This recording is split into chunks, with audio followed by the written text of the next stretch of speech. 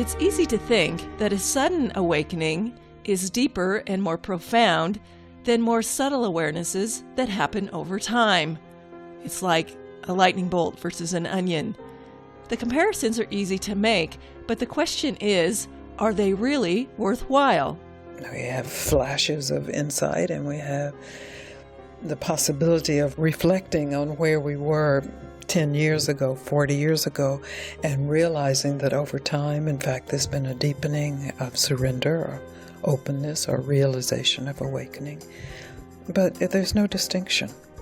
When we are looking at the subject of awakening, is it the most ordinary moments that could be the opening into realizing who we really are?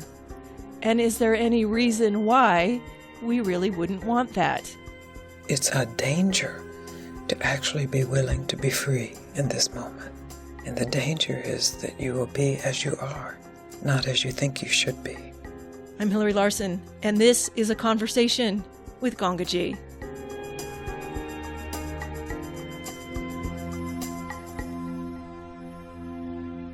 I don't know if you remember this, Gangaji, but 5 years ago, I can't believe it was almost 5 years ago exactly, we did our pilot conversation, and in that we were talking about awakenings, and we were talking about your awakening, and we were talking about, or I had pointed out to you that I felt like most people had a more subtle awakening that happens over time.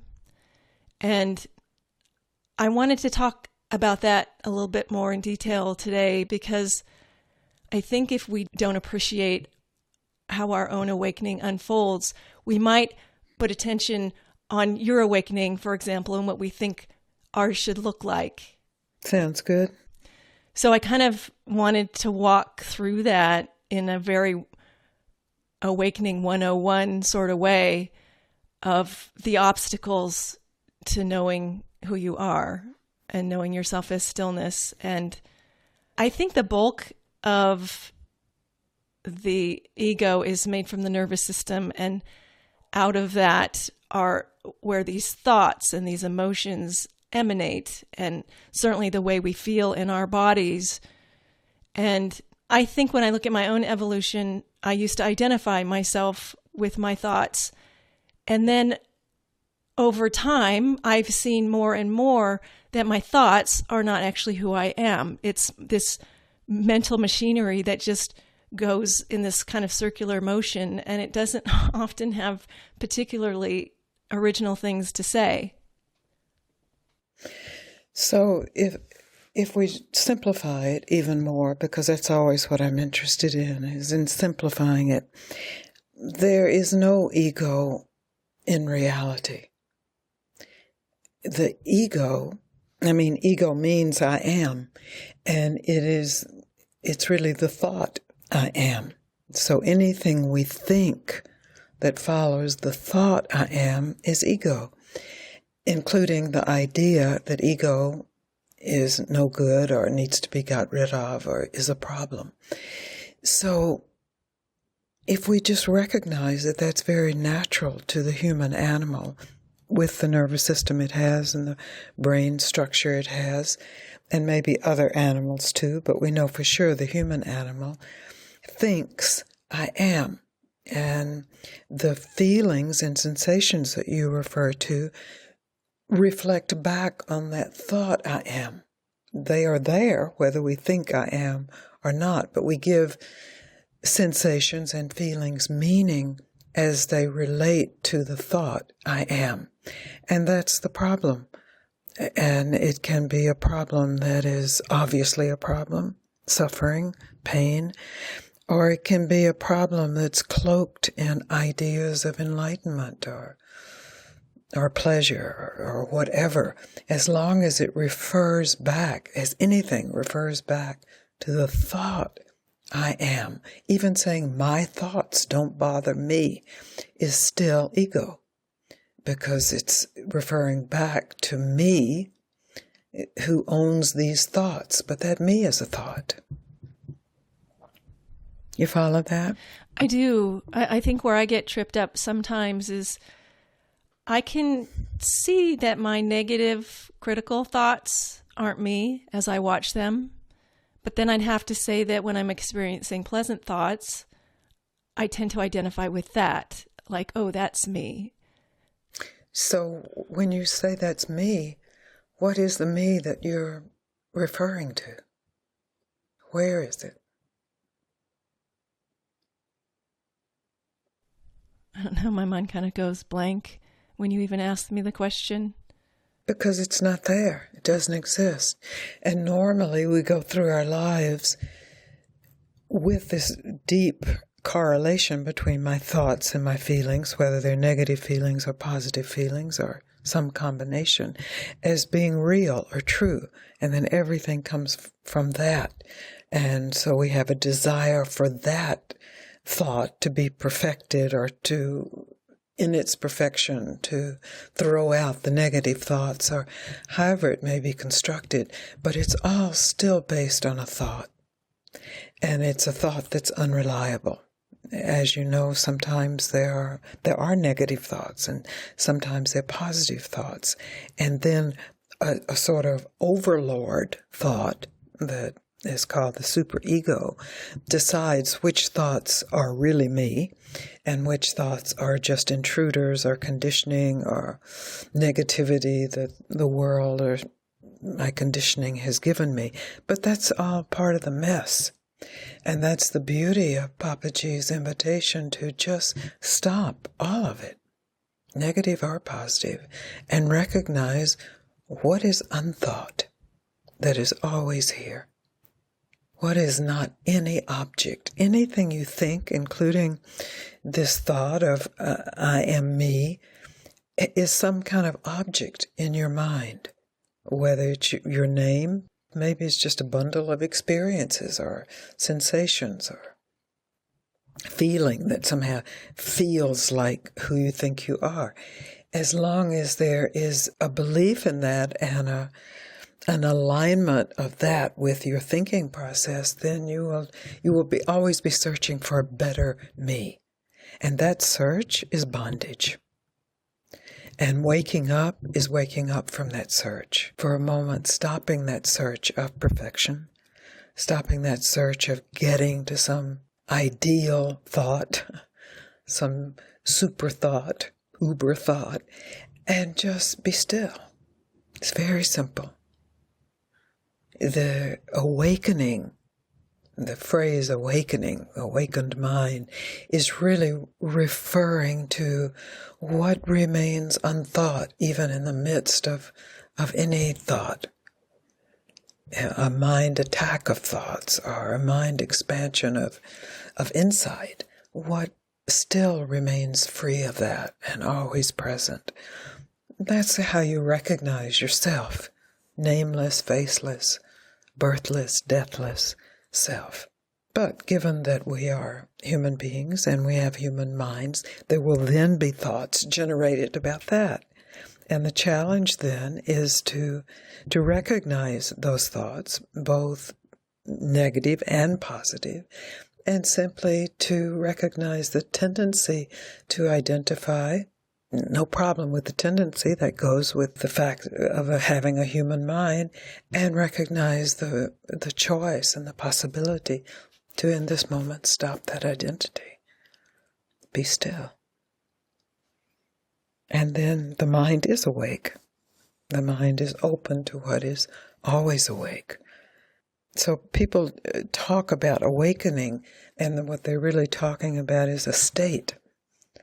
Because we have these wonderful moments in meditation or out of the blue where there's just this awakening and it's exquisite, but that's still a state.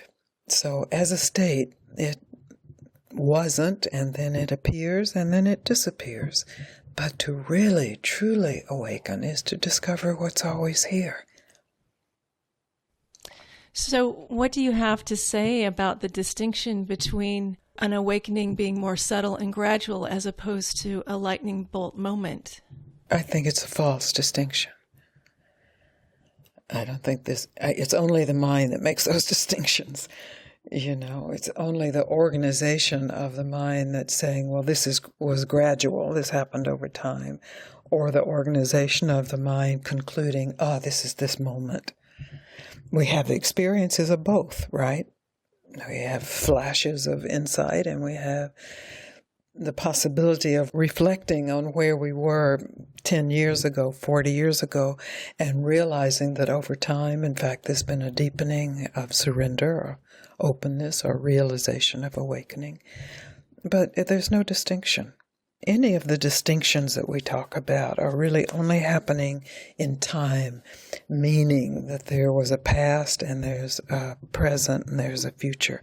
But those are all just conveniences of our organization of thought. They don't exist in reality.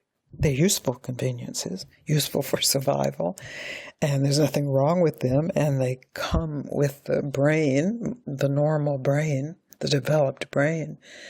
But that doesn't mean that they are true reflections of reality.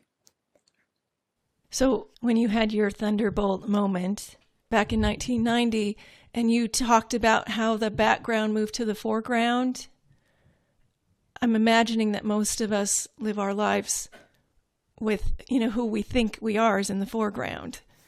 And I just wonder how you live your life that way, when who you think you are is actually now in the background. Well, in truth, I think anything I said to explain that, as even explaining or speaking about the thunderbolt so long ago, only serves to confuse the issue.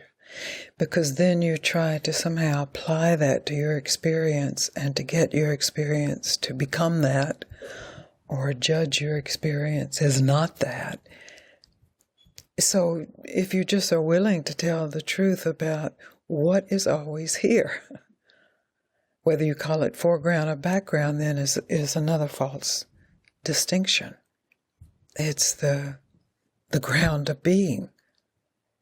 And when you are willing to stop for a moment and tell the truth about that, it can be, it was for me in that moment, but it's not like it's required to be. But it was a shock. It was a recognition, that. Of course that's always been here. But what about me? And that's where the false distinction, that the mind's work is to make distinctions. That's essential for survival, to make distinctions. And so in that moment, there was no distinction. I am that I am. Doesn't exclude the foreground. It's difficult to speak about because I realize I've been speaking to people about it almost 25 years now, and that's why I have to go back and contradict myself consistently, because there's any way that I speak about it, if it gets locked into the words that are used, it's already wrong. It's an error. So if we can't count on the words or my description or anyone's description on what they're actually experiencing, whether it's in enlightenment experiences or everyday experiences, then we actually stop our effort trying to figure something out, trying to get somewhere through thought, and we fall back into pure intelligence, not separate from thought, not distinct from thought, not even different from thought, but deeper and not needing thought for its existence. There's no thought without true intelligence. But true intelligence discovers itself without needing to think itself. But anyway, all that I'm saying is just an invitation to have the courage to stop, to be still, to not know what you should be like or what you should feel or what awakening means. The very moment that we think we know what awakening means, we're following thought. And if you take Gangaji's examples or the Buddha's examples or Papaji's examples or your own examples that you may have written down and you reread those or you try to figure that out, it's a wild goose chase. Just stop. Just be still. What's here? And there's this natural state that is a reflection of the trueness of being. And that state, when you begin to think or you begin to do something else, will pass, as all states do. But you have the opportunity to recognize its passing, and without chasing it, just to stop and check what is still here. Then it's your direct experience. You know, Papaji said a wonderful thing to me. He said, if God himself comes down and tells you you have not experienced the truth, you turn your back on God and walk away. I was like, whoa, that was a strong statement. And I really had to let that in. And because there I was with my guru.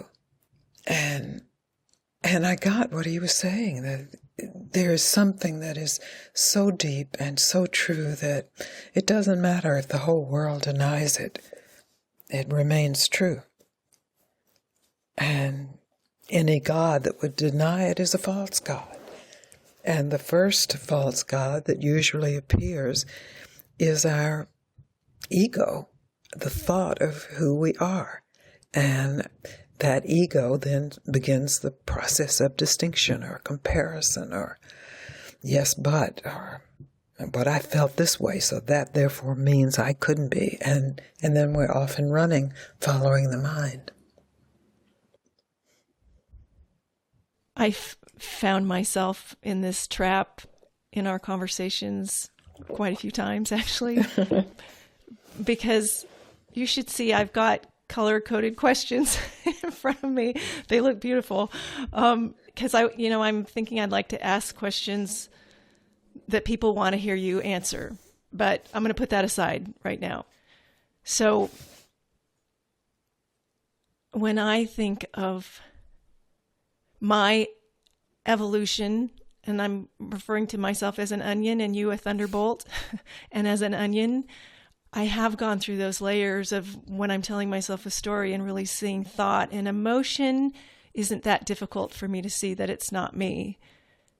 My body, though, is a bit of a different situation. And I'll give you an example. Going on silent retreat to me is always such a hugely profound experience.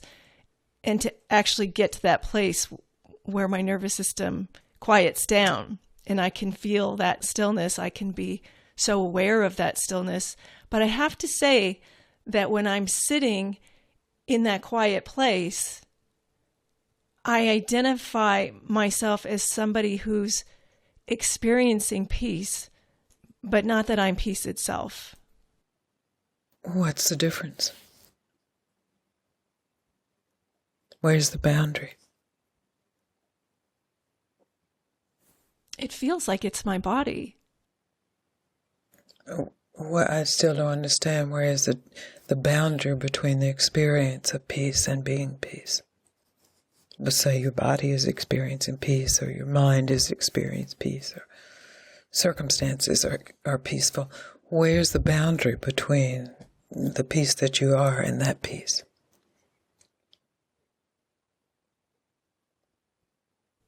I guess it's the thought that pops in, actually. That's right.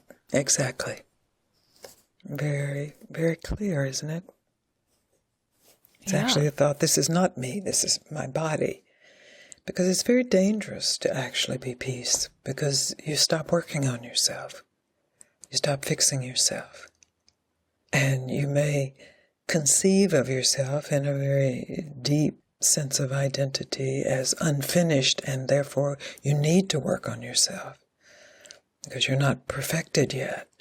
And so it's a danger to actually be willing to be free in this moment. And the danger is that you will be as you are, not as you think you should be. God, it's so subtle, isn't it? It was subtle like a thunderbolt. Yeah. I think that what comes up for me in those moments before the thought comes in of like, oh, I'm Hillary experiencing peace. Before that thought pops up is that there's an awareness of a certain kind of vigilance to put my attention more consistently on that place. And for me, that is in the form of meditation. But that's also a thought, isn't it? I mean, really, meditation is this willingness to, in this moment, and for some people you wait until you're sitting on your cushion or in your chair, a designated moment, but it could be any moment where you stop doing anything, where you give yourself fully to this instant or these 20 minutes or this hour, whatever it may be. So this invitation is have that moment be right now. Don't postpone that moment. Under some name, work on myself, meditation, further evolvement, perfection, whatever it may be. There are many different versions of this future. But just the willingness to be here fully. Then you are peace itself. And your body may participate in that or may not. The body can be agitated with disease or injury or affliction, and there can still be the truth of the peace that you are.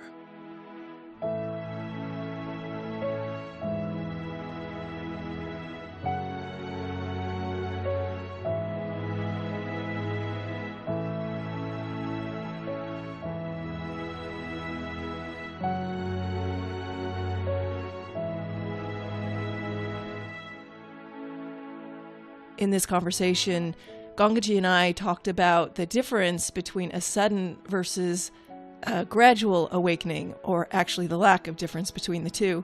And I'm going to switch modes here for a little bit because I want to dig into these awarenesses that are so subtle that they might pass us by without even knowing it. And to make that point, I want to share with you an exchange between Gangaji and this lovely lady. This woman is so delightful. And she's talking to Gangaji about her realization about her own mind and how she realized she has the choice to not follow her thoughts. That's a great part, but it gets even better than that. And it makes an important point. Let's listen. This morning I came and I was sitting before the session started, and the stillness just came. It wasn't even like I had to choose it. It was there. And it was inviting me. It was kind of like what you said in the beginning yesterday about permission to be happy. Mm-hmm. And I'd heard that in a different way yesterday. But this morning I really heard it as an invitation to dwell in that space of stillness. And that I could remain there. That it's my home. And that I don't have to leave it if I don't want to. It was so, and again, it was nothing new, not like I hadn't heard it before, but experientially it was so immediate. And the amazing thing was that the mind came in immediately and tried to dismiss it, meaning it was like, well, what's the big deal? Like it's just stillness. Uh-huh. You're just you're just sitting there, like it trivialized it. That's it. Yeah, and you saw it, and I saw it immediately because it was so ordinary. Like I have to say, it was so extraordinarily ordinary. Yes. That stillness. I imagined that it would be like these amazing experiences that people have, and I'm not saying that doesn't happen. But at the core, it was very ordinary. The most intimate. It was intimate. And I still felt the pull. I don't know, I'm talking so much because I was talking about how I have a hard time articulating. But and this is what I meant by I felt like, because I don't normally talk about my experiences, but I felt like it had to be, like for myself, it had to be said. especially because of the tendency to dismiss it. So it's not that I didn't, that there wasn't mind activity. I could still feel the enormous pull of the mind wanting to take back the attention. Because normally the mind is center stage and the stillness is peripheral, you know, and that's why it comes and goes. But in that moment, it felt like the stillness was finally center stage. And even though the mind activity was still happening, that's why, so I finally understood when people say, like, just let it be. That was the letting it be, because the stillness was actually totally not fazed by what was happening at the mind level. It was the strangest thing. And as the talk went on, and I just felt so much love coming from you and all the people talking up here. And that's why I felt like it was such a group experience for me, coming from the energy of the group. I was kind of going into that more, and what I had experienced, and because I felt like what it was saying was that stillness is me. Who you are. Yes. And and the mind. I just have to sit with that for a moment, because again, it was so. It's just a tiny, you know, it wasn't. All it takes. It just wasn't a little shift over. Yes. This is such good news, because you don't choose that, but somehow within the mind you choose to give that its rightful place. The surrender. Yes, the to surrender. That. Yes.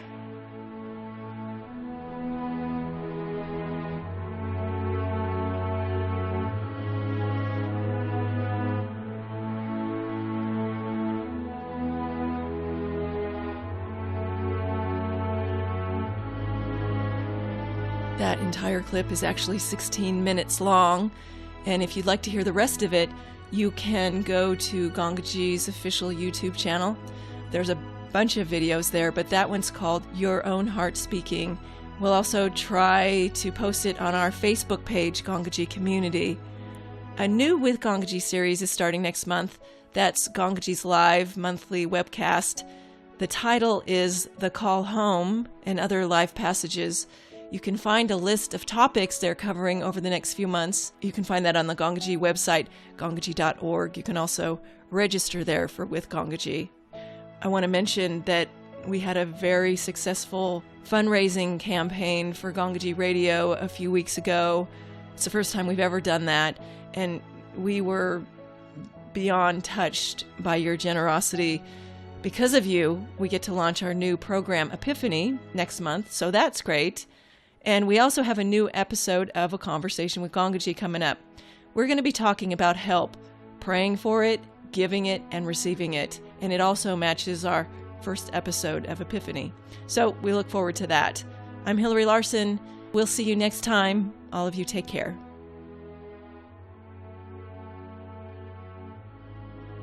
This is what brings us together. This is why we meet. Whatever I say, or you say, or you've read or think, this is what brings us here. And this is alive in each one of us. So you can agree or disagree, it's much closer than that. It's live. It's who you are. It's the living truth. And it's only your mind that denies it or surrenders to it. And it will guide you, your natural, luminous intelligence. And it may guide you into some very difficult situations, some painful situations, but in your willingness to be true,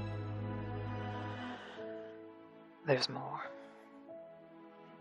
I guarantee this with my life, there's more. And I invite you to guarantee it with your life. Whether you ever speak it out loud or whether you never stop speaking it, your life What a great use of a life. To be a guarantee of life, conscious of itself.